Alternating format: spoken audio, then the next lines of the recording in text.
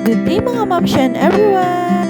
For today's vlog, gagawin tayo ng ukoy na kalabasa na ititinda natin. Start na po tayo. Nahiwa-hiwa ko na po yung kalabasa at pakukuluan na po natin. Pag malambot na yung kalabasa, i-drain lang po natin. Para sa akin, ganito yung way ko na magluto ng ukoy na kalabasa. Pag na-drain na po natin, ayan, ismash lang po natin hanggang sa ma-smash pong lahat. Bunga ng kalabasa ni nanay po pala itong kalabasa na niluto ko. Alright, ito na po yung mga ingredients po natin. May bawang, may sibuyas, may dried shrimp, may harina, may itlog.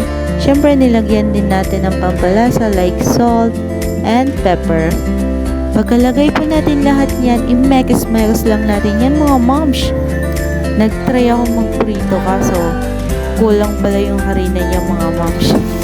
Kaya nagdagdag ako ng onte. First time ko magluto ng ibebenta ko na ukoy. Kasi lagi nagluluto ako, merienda lang po namin dito sa bahay.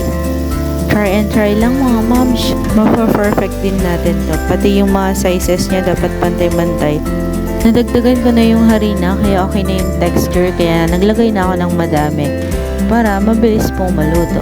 Lutuin lang po natin hanggang sa mag-golden brown. Saka po natin baliktarin. Nakakaluto na tayo mga moms. Konti lang po kasi yung niluto ko.